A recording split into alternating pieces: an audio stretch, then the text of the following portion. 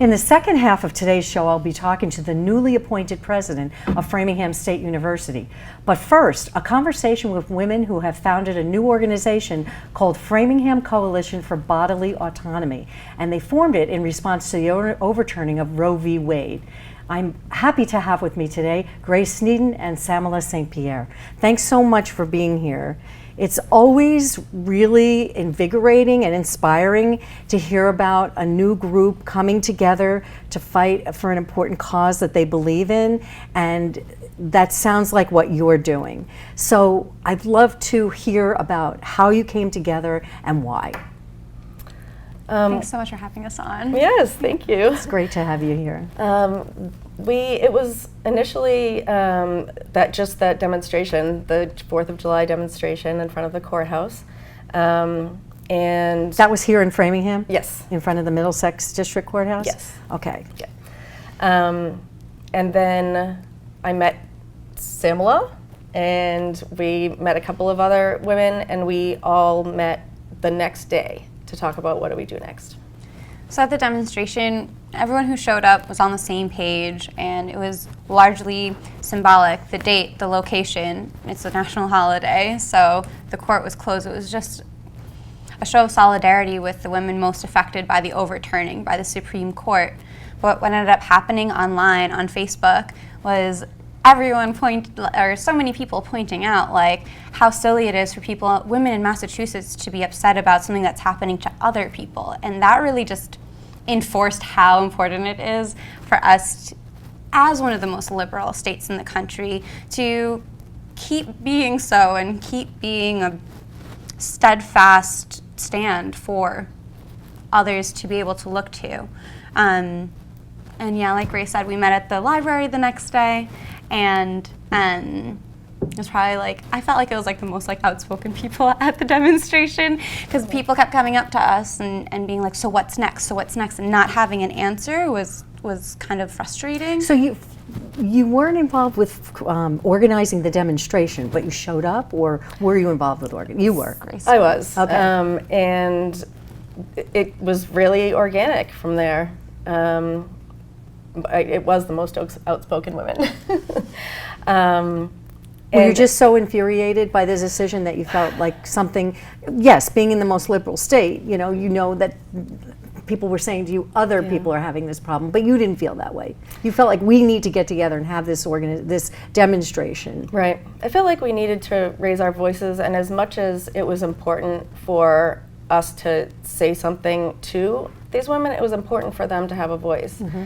It was important for people to have an outlet. And we didn't see any other opportunities locally, and so we decided to create one. So how was the turnout for that?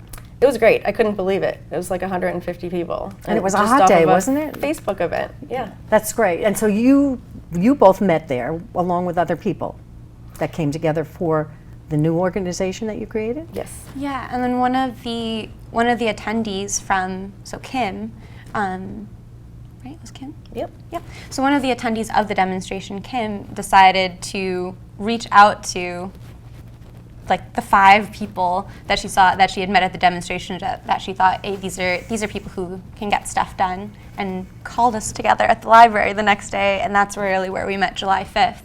And then we brought in a couple more people, and just to help organize and decide what is next. So okay, so then what is our role? Right. So was that Kim Kamadas? Yes. Yep. Kim gets things done. Yeah. No doubt about that. Mm-hmm. That's wonderful. So go ahead, finish. You came together the next day. How many of you? 5, you said? 6 of us. 6. I believe there's 6 of 7. us. There's 7 of us. Oh, yeah, because Esther came on too. Yeah. Esther helped to organize. It was Esther and I that organized on July 4th, and initially she wasn't part of ongoing plans with us, but I decided to call her because her advice was so invaluable on the day of the demonstration. In what way? She just has a background of a background where she cares about social justice, and she's made it her life. And I found myself calling her for advice, and I was like, will you just help me? Will you just be an organizer? So what is it now that you've come together and you're starting to plan? What is it? What's your agenda? Our agenda is to continue to inform people and to give them opportunities to use their voices and their passion to stick up for women who can't stick up for themselves. So it's really like a couple fronts that we're working on. At a local level, it's about keeping our local politicians and elected officials, keeping that, like making sure that they are finding out what their stance is on certain things that have to do with reproductive rights, women's health, all of that, and then holding them accountable.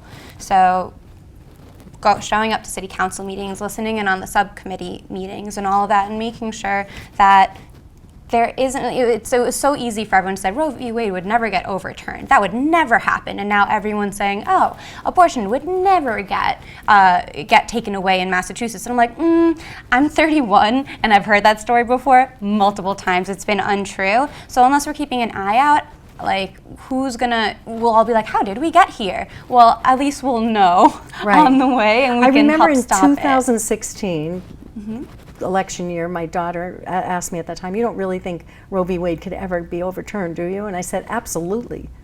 And here we are. Yeah. And then on the other hand, it's like, okay, what can we do to make a difference in the rest of the country? And our postcarding events have really been the leading front of that. So talk about that a little bit. What are the postcarding events and how many people are involved, and what are you hoping to accomplish with those? So we started out doing 300 postcards just on a Tuesday and at the library, and people showed up. Enough people showed up to do all of those, and so again, it just felt like an opportunity for women here who want to be part of. Again, speaking up for women elsewhere who don't have the same protections that we do. What do the postcards say, and who do they go to? So we get a script. We've gone to a couple of organizations for that. Activate America was one, and we got a script and addresses, and we bought our own postcards and. So the postcards go to support pro-choice candidates in senatorial races across the country. So far we've hit Pennsylvania, North Carolina, and the next one will be Georgia. The voting dates aren't until November, so we're trying to hit as many jurisdictions as possible with candidates that are in alignment with our values. In these races, there's a really obvious pro-choice candidate and a really obvious anti-choice candidate. And so we're just writing to registered voters and explaining why it's important to support Cheryl Beasley, John Fetterman, for example. Warnock. Yep, the next one we're doing is for Reverend Warnock in Georgia. Okay, and so do you expect or hope that this group is going to grow? Yes, so our postcarding events, like the last one, we had 15 people come through, just over a dozen. If we had more people coming to the events, we'd be able to write even more postcards, or the same number of postcards that much quicker. We're hoping to have other events too. That's just like these are just like the actions that have come to mind on how we can take action regularly. So the more people who show up to those types of actions, the better. And there's no membership fee or anything to come. It's really just a volunteer basis where you can volunteer your time to be a political activist. So do you want people women. to email you if they're interested in? We could certainly put your email address up if you want people to be in touch with you. Yeah, they can get in touch with us a number of ways. Facebook is the biggest platform we've had for community building so far, but they can use email. We're on all the social media now. We have a website. Yeah, we do hope that people reach out who want to, be of service. And we're posting those actions as Facebook events. Facebook events, there's also the events are listed on the website and on the Instagram. So you can get reminders on your phone. So when you say you keep an eye on politicians and you hold them accountable, are you both living in Framingham? Yes. Okay. So are you doing that locally as well? Yes, we did have an opportunity. Does it matter locally? Yes, it matters locally. We had an opportunity recently to see an ordinance proposed to the City Council and to regulate crisis pregnancy centers, and just to make sure that they are honest with women when they go to see them. And so this was going in front of the council, so we picked ourselves up and went down there. Samela spoke, a couple of other women spoke, and we felt like there seemed to be unanimous support from the council, but then when people started to discuss, there were sort of these cracks that started to appear, and we just felt like we have to keep watching this.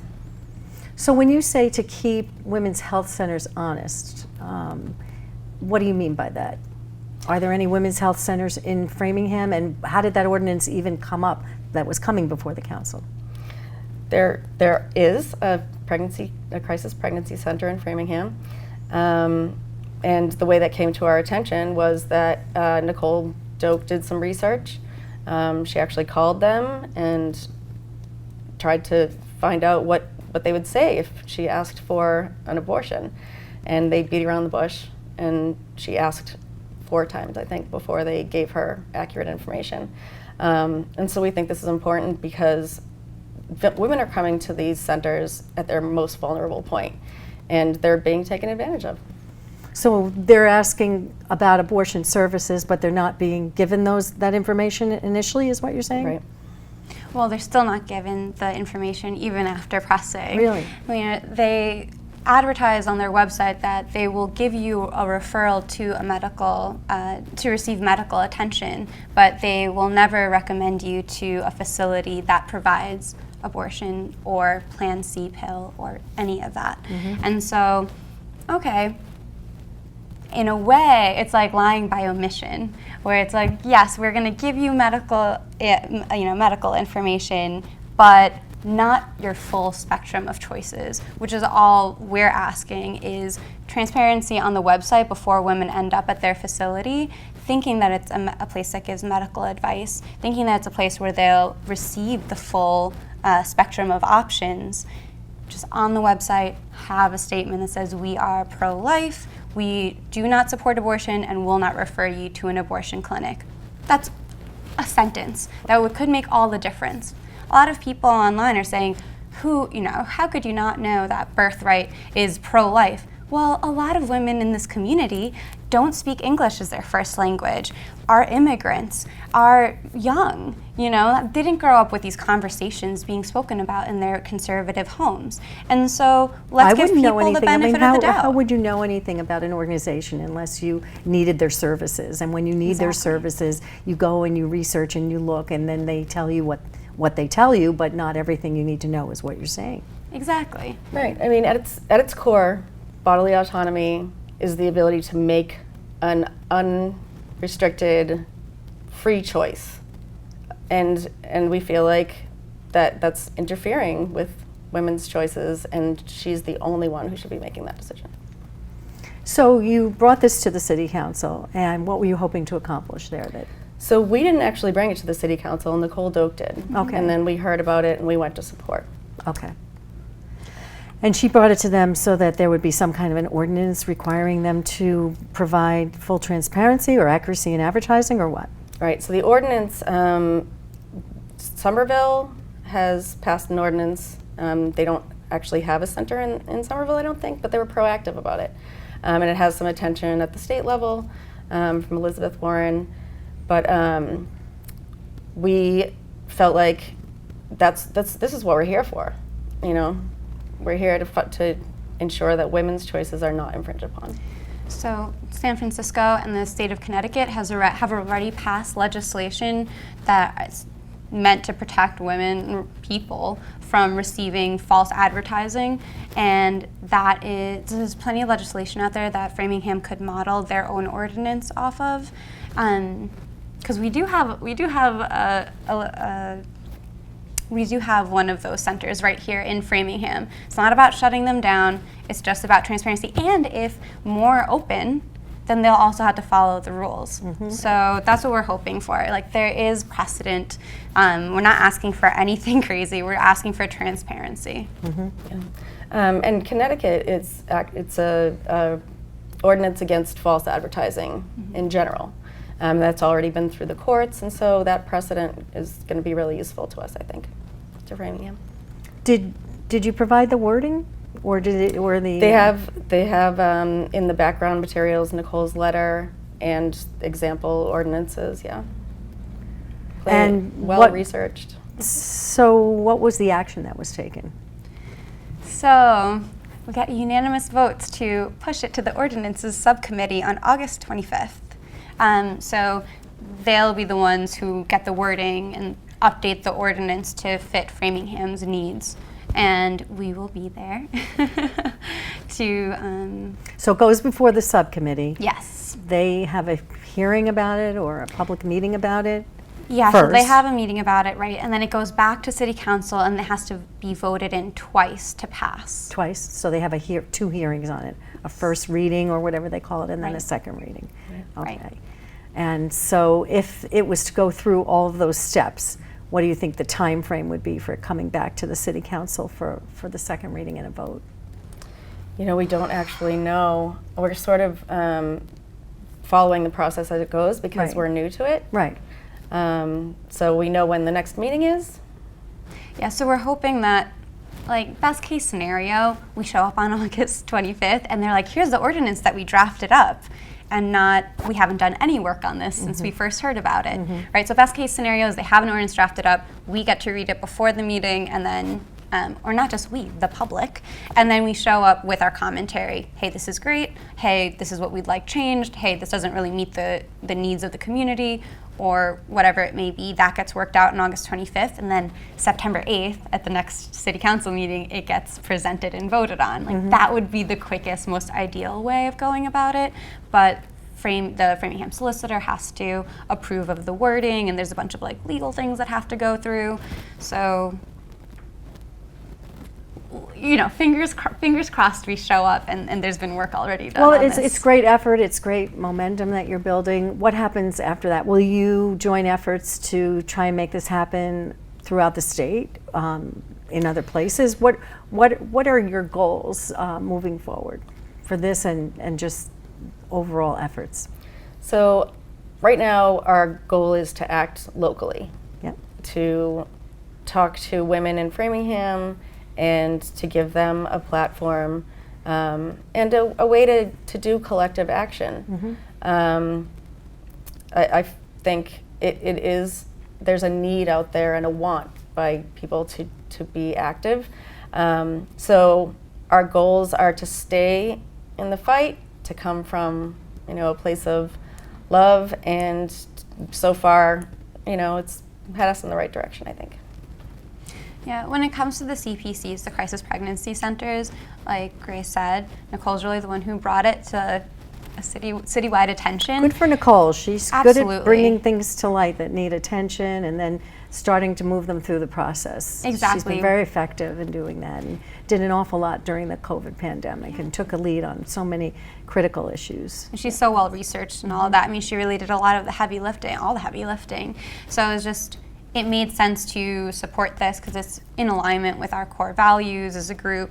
And so it would make sense if it does come to pass that at a state level that we would be supporting it too, and whatever actions show up at that time to do so, of course we would agree with that. But we're always looking out for other ways in which we can positively affect the community here in Framingham in regards to bodily autonomy, in regards to reproductive health, in regards to keeping equitable access to information. Ashland just recently had this huge debate about banning books at their library if they had to do with sex, if they had to do with reproduction and gender and all of that, and that is walking distance.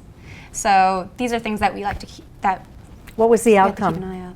They came to a compromise, and those books have been moved to a different section of the library instead of being in the general admission part of the library, I guess you could say. Yeah, so that's in Massachusetts. That's in liberal Massachusetts, where supposedly nothing bad can happen. So these are things that we just keep an eye out for around here. Now, you say that you are organizing, sending postcards, trying to be aware of candidates running for office that support bodily autonomy and other rights that you support. How do you do this without funds, or are you fundraising? We haven't yet. We intend to. We're really learning as we go, but we're finding that people are contacting us who do have some background in organizing and some connections in the community that are useful. So we're really just keeping the lines of communication open. We just put all of our social media up so that we're reaching all different demographics, and it's really important to us to be inclusive and to elevate the voices of young women, women of color. Do you want men to be involved in this organization? And are there any men involved in the organization? So men are already involved in the organization. They're invited to all of our actions. They're invited to the postcarding events and the demonstrations and all of that. And we're always taking in feedback and suggestions from people around the community that think they have like a tip or a detail or a concern that has to do with our mission. Well, because back, I think it was at the UN Conference for Women in Beijing, and I think it was 1995 when Hillary Clinton spoke. That's when she was quoted with the everlasting quote that women's rights are human rights and human rights are human rights are women's rights. So these are human rights that we're talking about. Absolutely. They affect everyone. I mean, I'm seeing and reading everywhere that in the aftermath of Roe v. Wade, the medical profession is seeing an enormous uptick in both men and women seeking some kind of permanent sterilization, tubes tied, vasectomies, those kinds of things. I mean, is that what we want the laws to trigger in our country, where people feel the need? But if they do feel the need, they should be able to do what they want to do. And it goes in many directions for women and men, and for many reasons. And not to mention the mental health implications across the gender spectrum. I mean, pregnancy doesn't just affect women. Right. There are multiple parties involved. And also being born to a mother that cannot provide for you financially, emotionally, spiritually, it doesn't just affect girls. Exactly. It affects people at literally every stage of life. And so mental health professionals are also taking a hit.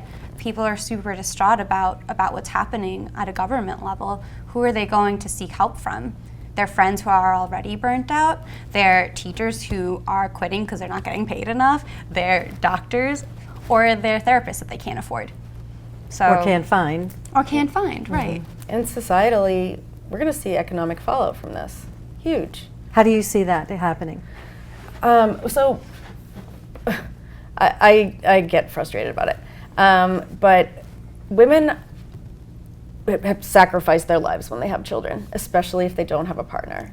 And then you are in a cycle of just getting by. And these children are going to fall into poverty. I don't think these states have thought this through.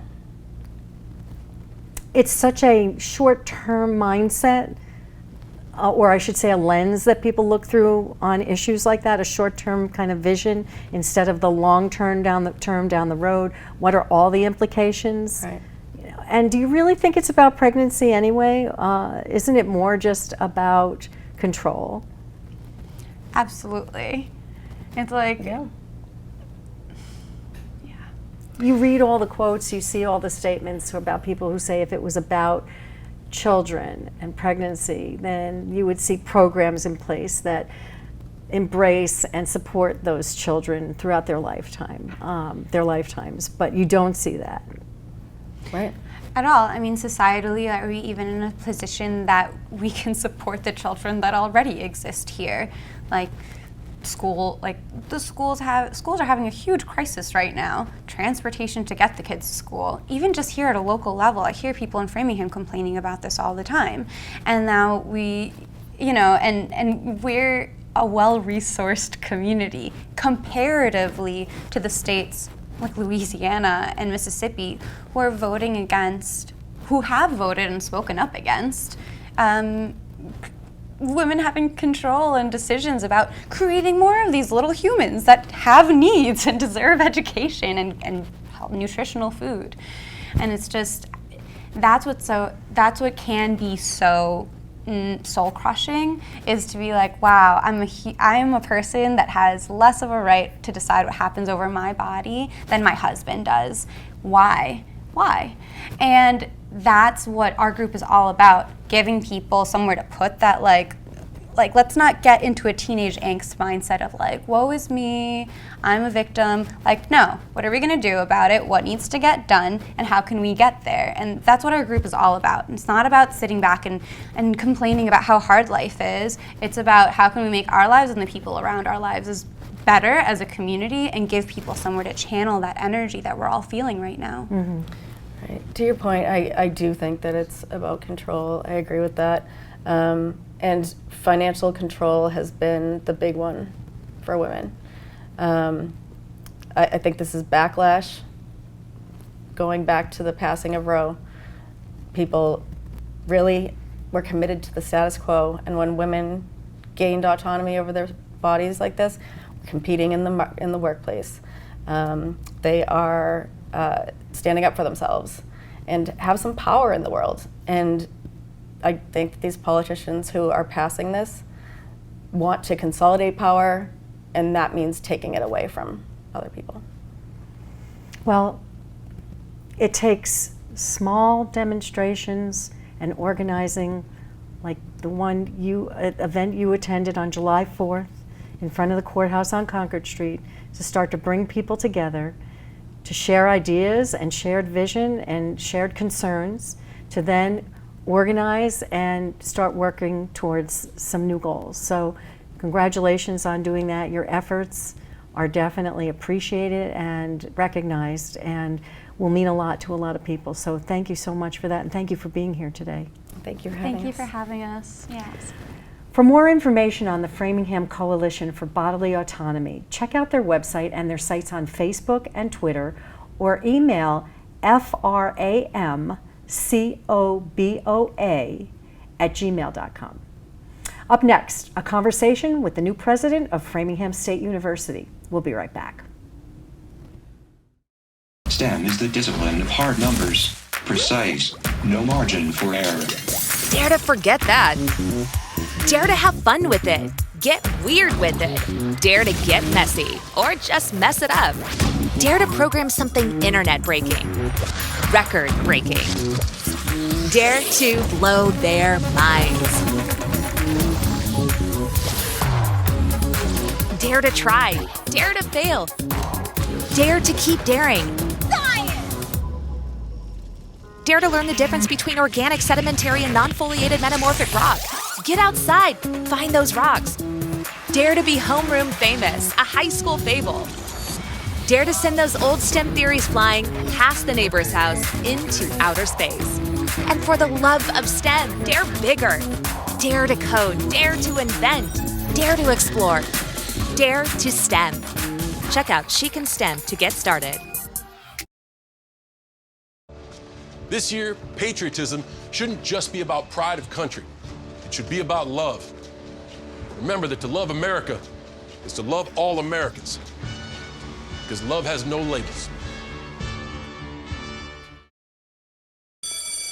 Good morning. Hope you all had a good weekend and are ready to be inspired. One quick thing I want to remind you guys to be studying. Major key alert. Did you just look at your phone while you was in class? You played yourself. Today we're talking about inspirational quotes. You want to get that paper? You better turn in that paper and get an A+. That's a major key. Another one. Mogul talk. You want to reach the mountaintop? You got to go hard. To succeed, you have to believe. Stay focused. Fly higher than the eagle. Don't ever play yourself. The key is to make it, so make it. Louise, can you give me an example of an inspirational quote from recent history? Don't play yourself. The key is to make it. And who said that? I did. Now that's a major key alert. Learn the real major keys to getting to college at getschool.com.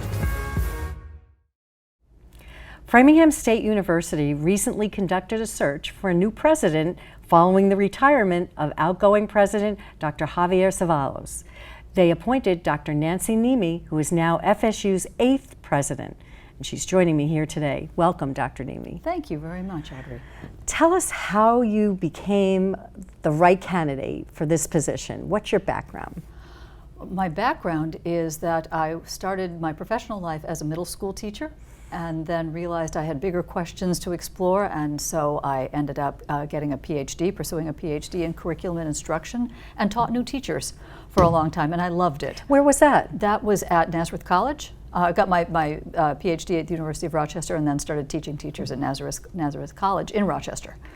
So, and then moved on after my children. I have 3 children in that time as well, and after they graduated from high school, I thought, if I don't explore the world more now of what's out there, I might stay in Rochester, which is also where I grew up, so I went. Is that Rochester, New York? It is. Okay. Rochester, yes. So when people ask me, by the way, if I worry about the winters here, You don't worry about it at all? Not at all. I know wasn't cold. Rochester like home of like Mott's applesauce or Ragu or Kodak, some of those companies? Some of those things, yes, very good. Yep. So you have moved to a warmer climate, actually. I know, isn't that strange? Yes, I did a circuitous route. I spent a number of years in New Haven at the University of New Haven, and then Yale, and then went south to Maryland, and then came back up here, really New England. I love New England. The Northeast is my home. And so teaching teachers, did you like that? I loved it. Yes. What was the part of it that you enjoyed the most? Well, teaching is just a spectacular activity. It's magical when it goes well. You are affecting people's learning, and that's not something you can learn how to do instantly, and it's something that's new every time. And it's a work together with students, and so it's in real time, and it's truly magical when it works, and not magical when it doesn't, which means you've got to keep working on it. So I loved doing that, and then thought when I had the opportunity to see if I could help run a teacher education department, I tried that, and turns out that there's a lot of joy in working with people to make a greater organization. And so that did set me on the path of thinking that I could be an academic administrator as well. And when the board came, when this opportunity came up, was it something you were pursuing, or did they actually find you? No, I pursued it. I looked at it. I looked at the job opportunity, and the combination of a public school, which is where my heart is. Public education is a profound and joyful democratic institution that I believe in completely to change lives. And so this opportunity came up, and Framingham's history was, of course, compelling as the first normal school in the country. We saw a public need. We created a school. How could you not love that when you were looking at a position? A lot of people don't know what normal school means. Oh, normal school comes from, I don't have good French pronunciation, but it comes from the French language, l'école normale. And forgive me if I just butchered that. I think I butchered names already, so it's okay. But it's specifically about teachers teaching them to the highest ability. And so, but you're right, most people don't understand normal school. But that was the origin of Framingham State University. That's correct. As a normal school. Absolutely, because Horace Mann and the And that Commonwealth attracted you, saw that. you're saying. You found that attractive. I did, yes. Any school that has its roots in learning how to help teachers teach everybody, I thought that was attractive. Seems like a natural fit, considering that your passion became teaching teachers. Exactly. But now at a different level, in a different context. Exactly. And so what about, you said you had 3 children. I do. So what has been your personal life background that you're willing to share? Absolutely. No, I raised 3 children. I was in my early 20s when I had them, so that they're all close together, and I raised in upstate New York, and I just loved it. I'd do it all over again tomorrow if I could. Teaching and parenting to me were very close together and equally hard, but I loved raising them. And then when I was involved in their education, as I went back to school while they were in school. So it was a community effort for all of us. How old are they now? They are 35, 33, and 31. So, and they're all off. One is here locally in Hyde Park. One is in Philadelphia, and one is in Oakland, California. So they believed me when I said go off and see the world, and they did. So. They did. They took your advice. Now know. You probably are eating your words. But I know. I miss them. Yeah, I'm sure you do. So you started this new role at Framingham State University on July 1st. So you're a couple of months in. And the school year is getting underway. Kids are moving back into the dorms. You probably have a vision for what you want to accomplish and do maybe even differently or take on. Share some of that with us. Sure, and yes, the students are starting to move back in. I met the football team last Friday. It was wonderful, all those faces. And yet a lot of people ask me immediately, so what's your vision for the school? And what I've been saying for over the last 8 weeks is, you don't want me to tell you to have come in and say, I know what you need. That would have been disingenuous, and in fact I didn't. No, Okay. I had an inkling. But as I've been talking to people, my whole job over the past 8 weeks is to meet everybody I possibly can internally and externally in the FSU community. And so that's been my plan, and it's been wonderful to hear, to listen, to see what is already wonderful about the school from their perspective and what things now we need to do.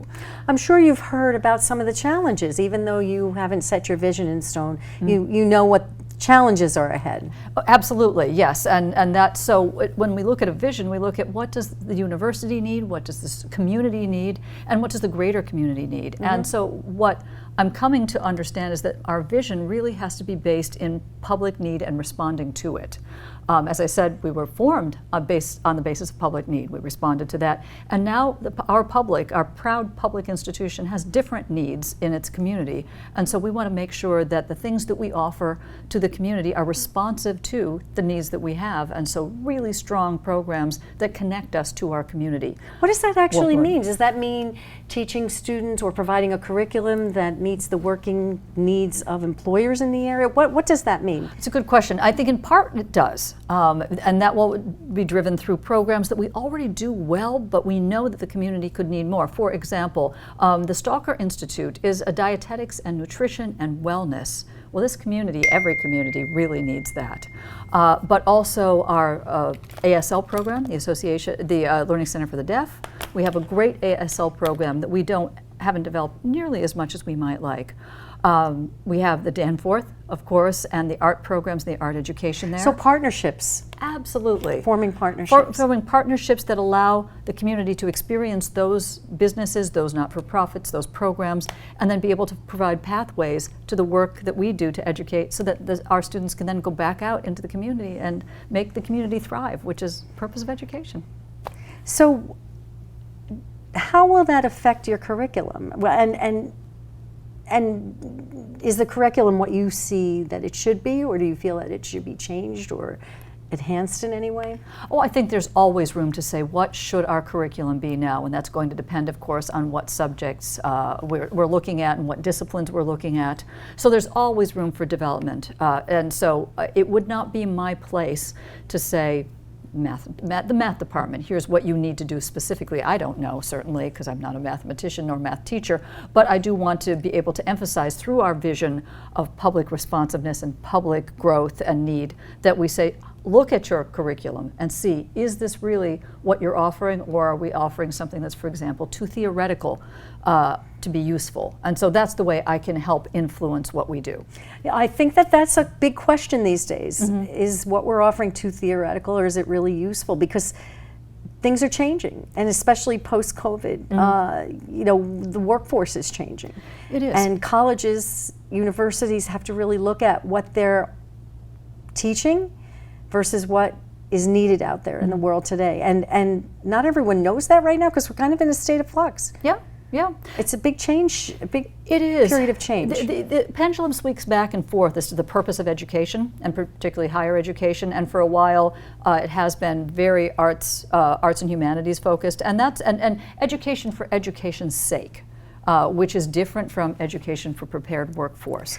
Very different. And yet, the thing that I always want to make sure we maintain is that no matter what curricula we offer, no matter what programs we offer, it is still of the highest quality. I think sometimes people assume that if it's a workforce development, that it somehow doesn't need to be as smart, doesn't need to be as challenging, and that nothing could be further from the truth.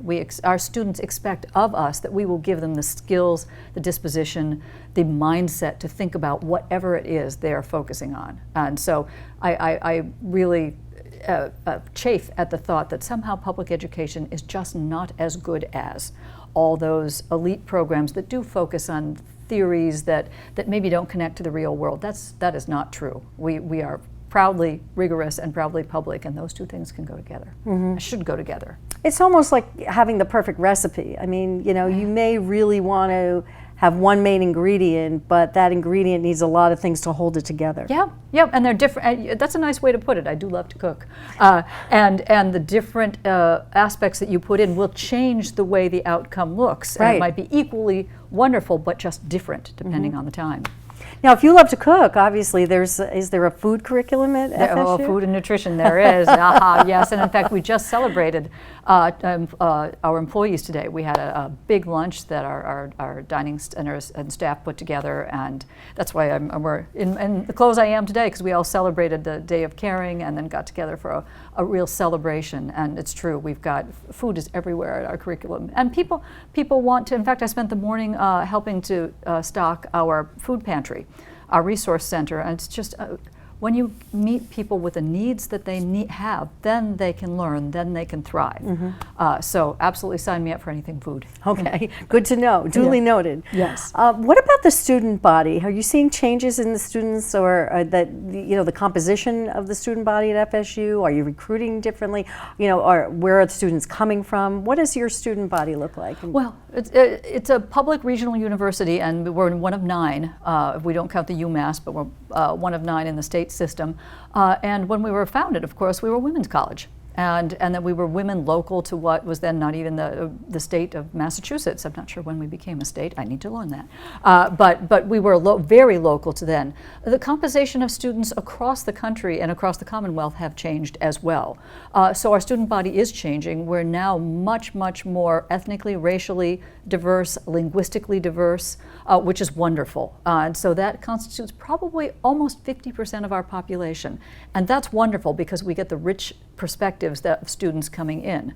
And that drives how we think about how we serve them as well. Not from a curricular standpoint, as we're talking about, those things are rigorous and meaningful no matter whom we have. Right. But what kinds of things do they need programmatically? What kinds of things do we see that they need that they might not have gotten in their own high school development? Because high schools, of course, are changing right along with us.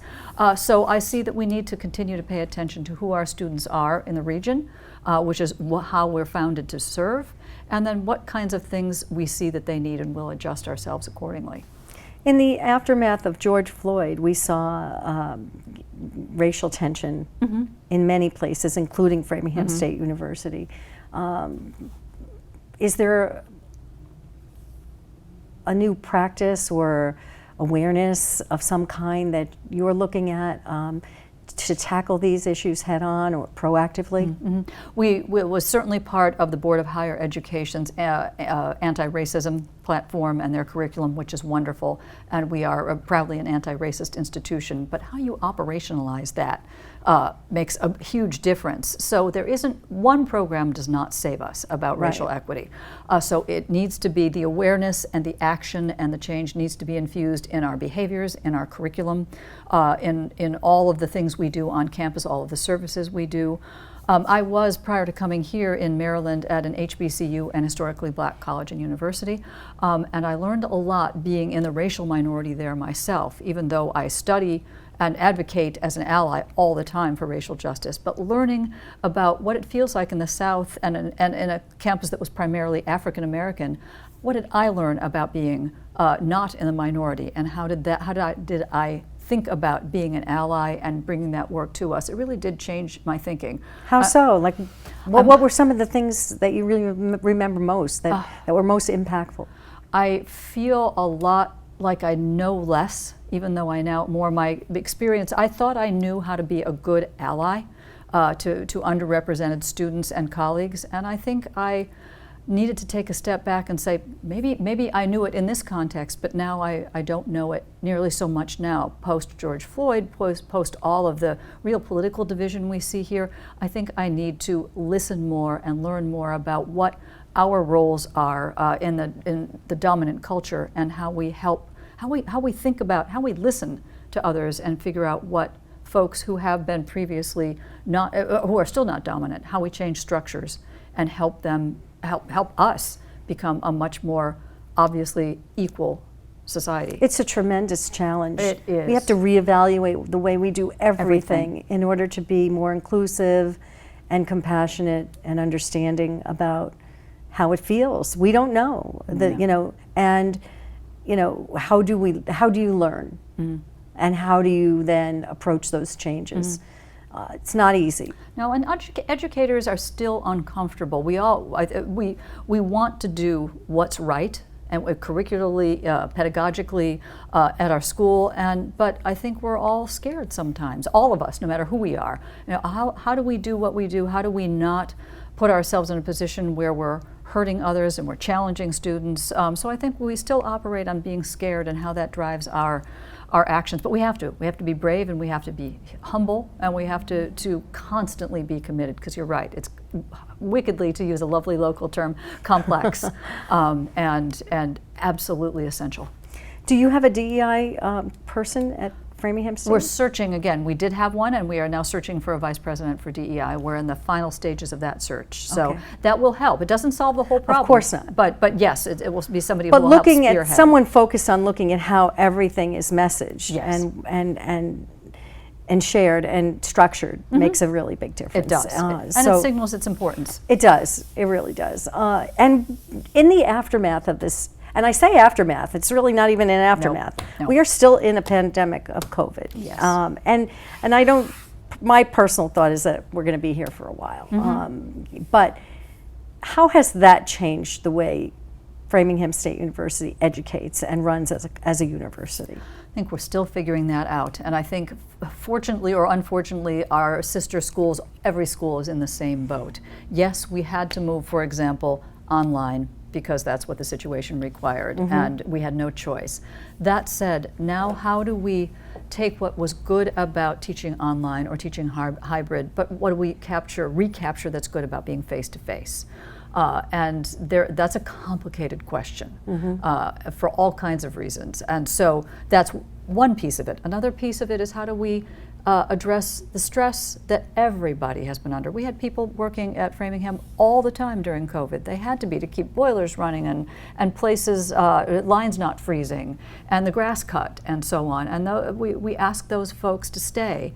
And so how do we respect that and know that other people really gave a lot of themselves, and we really put their lives on the line for us to maintain ourselves, and I respect and admire that. So how do we take care now of the folks who have done that, and should we do anything different with working practices, and should we still allow people to take some time in telework? It's another thing. Can we achieve our community aims and still have time that you can work at home a couple of days? All of those questions I think we're still wrestling with. You're right, I think we'll be here for a while. Yeah, it's going to be challenging to figure it out, but it sounds like you're up for it. Yes, absolutely. I've got a great team. That's great wonderful. People. That's wonderful. What do you think is unique about Framingham State University when you compare it to the other publics in Massachusetts? Two things in particular. One, the outpouring of love for our institution. You cannot fake that. So whomever I meet, internally in our community, externally, but particularly internally, people are dedicated to this institution's success. And you can feel it, you can hear it in their words. Differently than you've seen elsewhere? Yes, there's something palpable. It really is wonderful. It's not just a job. It's part of who they are. We have so many alumni who come back and then become part of our team. People have been there for 20 years, 15 years, or have left and come back. So I would say that's the first thing. It's truly different here at Framingham than other places I've been now. Secondly, it's the connections, the underdeveloped but strong connections to the community organizations and businesses that I was talking about earlier.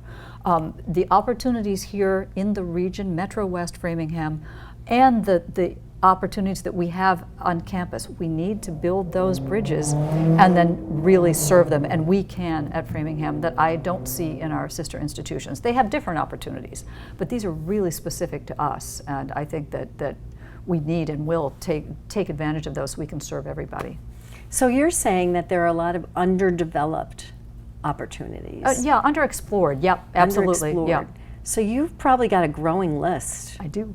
Yes, and the ones, we were talking about this the other day in one of our teams, that when you create a great organization, it could be an educational organization, could be a media company, you have different facets of it. And when you build a couple of them to be absolutely stellar, and so our Child Development Center, our McAuliffe Center, where they really are doing phenomenal things, and you build those, then the other programs, which are great, but perhaps not at the front of the line with being nationally known, as both of those are, for example, other people will then thrive in that same light.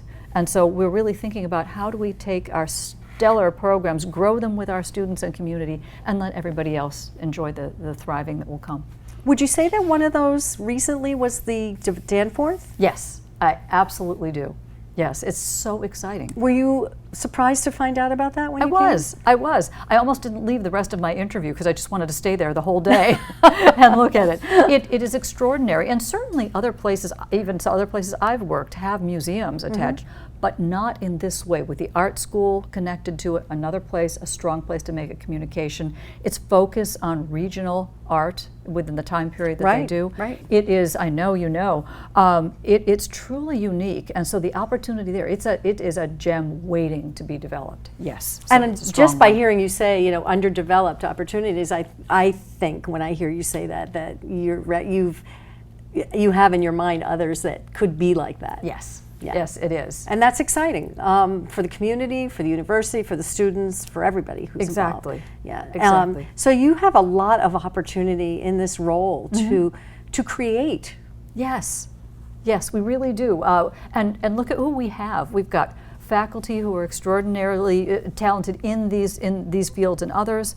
We've got staff who are dedicated and knowledgeable in the ways that they need to be, with student support, with community access and community service. So we have a team of people, about 1,000 strong altogether, who really can serve our students and our communities to thrive. So yeah, we've got who we need, and now we can build it. And do you think that there could be or should be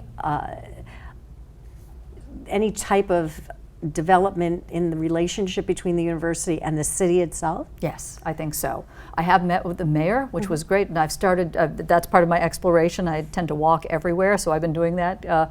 But yes, I don't know exactly what that is. Of course, nobody does it alone. We have to see what the city's needs are, but that is a truly untapped potential, I think, as well. And there isn't I think, a university, a college, who has thrived without making that connection. There are probably a couple now that I've said that, but for the most part, we really need each other in order to become a distinctive version of ourselves, because nobody wants nobody's going to go any place that you could get right in your own backyard. But if we have something distinct, then that will speak for itself. One of the things I think that at FSU that has brought a lot of the people from the municipality into the university has been the work of MERC.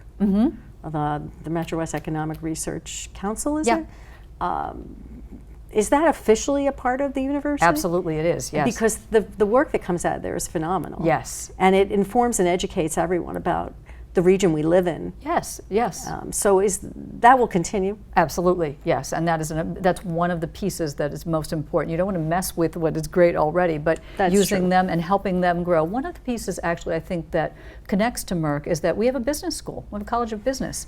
And for reasons that are probably too long for our show here, there seems to be a divide. I know there's a divide between what we think we do in business and what we do in liberal arts. And we have to close that. That's not true. And so how do we celebrate the things that an education in business gets? Not-for-profit, small business ownership, entrepreneurship. We also have an entrepreneurship center that's doing amazing work with a municipality. So how do we grow those avenues so that when somebody comes and wants to develop something on their own in the municipality in another part of our region, we give them the tools to do that. So that's another place that internally helps externally and vice versa. I think a lot of that can also be strengthened through more communications. It can, yes. What are your plans for outreach? For communication, we're developing those strategies as we speak. That is a place where things really have changed. And I feel like you could tell me better than I could tell you. But in the ways in which higher education markets itself. It is no longer, if it ever was the case that if we build it, everybody will come, not anymore. And not even with brochures and flyers and getting information out that way. The communication channels have changed. YouTube, just marketing opportunities that I'm sure I don't know about, texts, different kinds of word of mouth. Right. We have to develop a real strategy where we get to the people whom we know we want to talk to, not just the people who we think will just show up if we make a nice brochure. And when you first came on board, what did your hiring team tell you they wanted you to tackle initially? We have enrollment. We need, everybody is facing, particularly in the Northeast, we know we're facing different enrollment and enrollment drops, and then COVID, of course, thank you. So enrollment, marketing, branding, but also the community. In fact, I just named 4 out, I think 6 of my objectives. There you go. But naming the community, connecting with the community and identifying, is another one, identifying where our differentiators are and really putting that vision forth. And you're actually, this is one of the first conversations where I'm really willing to say, here's what this vision looks like. So I appreciate that opportunity. And as do I, and it sounds like a solid plan. Good. And really, really sounds like, and it also sounds like you're very passionate about it. Thank you for saying that. Yes, to me, I'm glad it's solid, and we want to be extraordinary. And I think we can be. It doesn't happen overnight, but with our eye towards that, I think we can serve extraordinarily and to extraordinary people and an extraordinary community. Well, I think that you have an incredible opportunity ahead of you. It sounds like you're ready to take it all on, and I appreciate having the chance to discuss that with you. I'm going to have you back and see how you're doing a few months from now. Thank you. I'll take you up on that. Okay, great. Thank you so much for being here. You're welcome. Special thanks to Dr. Nancy Nieme, President of Framingham State University, and guests Grace Snedden and Samela St. Pierre for taking the time to talk about their work and their goals today. And thank you for tuning into the Audrey Hall Show, where you will always learn something new.